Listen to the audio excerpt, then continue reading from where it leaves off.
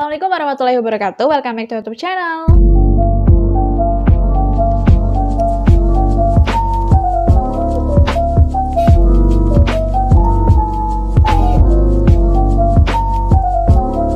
Aku mau tanya sama kalian pernah dengar nggak kalau lagi haid nggak boleh minum es atau air dingin, nanti darahnya jadi beku? Atau kalau lagi haid nggak boleh keramas, nanti menstruasinya berhenti? Pasti kalian udah pernah sering denger banget berseleweran di sekeliling kalian, dan mungkin kalian pernah dibilangin biar nggak melakukan hal tersebut.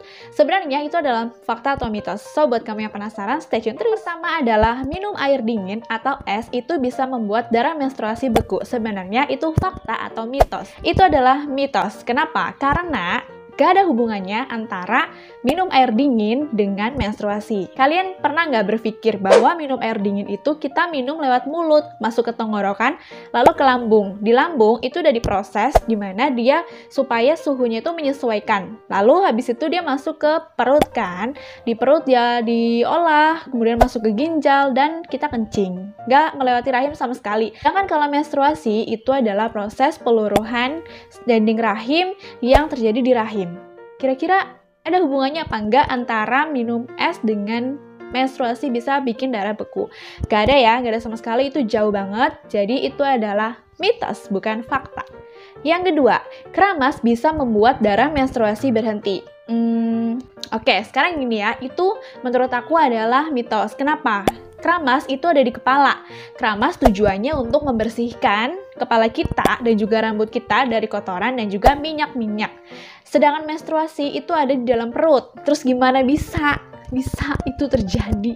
Gimana bisa orang mengatakan kalau kalau kita keramas itu bikin darah menstruasinya berhenti? Coba logikanya di mana ya? Dokter mana yang bilang kayak gitu? Nggak ada sama sekali karena nggak ada hubungannya. Keramas itu di kepala, di atas, sementara kalau kita menstruasi itu di dalam rahim. Terjadi peluruhan, ya nggak akan bikin darah berhenti. Yang ketiga, berhubungan intim pada saat menstruasi bisa bikin hamil. Kalau dari informasi yang aku pernah baca, itu 50-50 alias 50-50. Kok bisa? Sekarang gini, kalau kita lagi menstruasi, pada dasarnya akan terjadi namanya pelebaran serviks.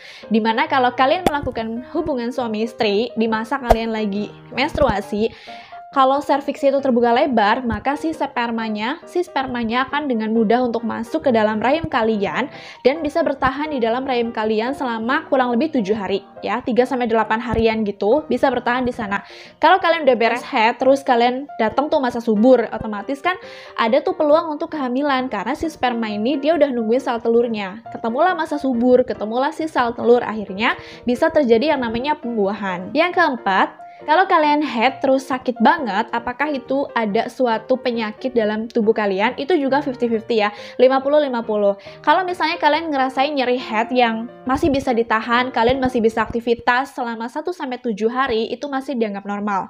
Tapi kalau kalian merasakan sakit yang luar biasa, sampai nggak bisa ngapa-ngapain, kayak mau pingsan dan nggak bisa bangun sama sekali, nggak bisa kerja, kayak udah nggak bisa nih, udah sakit banget, nah itu kalian harus warning dan harus segera cek ke dokter. Karena bisa jadi kalian ada masalah dalam rahim kalian. Contohnya kayak kista, penyakit rahim, kalian harus wajib banget cek kalau misalnya kalian mengalami hal tersebut. Yang kelima, minum minuman bersoda pada saat kalian haid itu bikin haidnya itu tambah sakit. Sebenarnya belum ada penelitian yang mengatakan bahwa kalau kita minum minumannya bersoda itu bikin haidnya tambah sakit, belum ada sama sekali.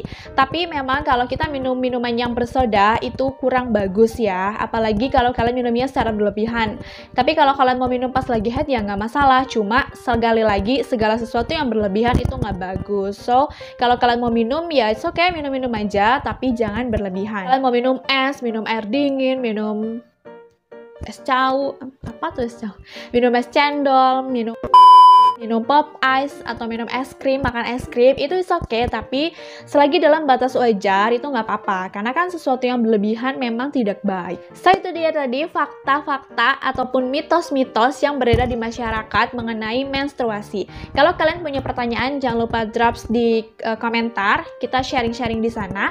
Terima kasih udah nonton videonya sampai habis, jangan lupa subscribe, nyalain lonceng notifikasinya, like dan juga share video ini ke sosial media kalian supaya video aku jauh lebih bermanfaat buat yang lainnya. Terima kasih, bye-bye, see you on the next video. Wassalamualaikum warahmatullahi wabarakatuh.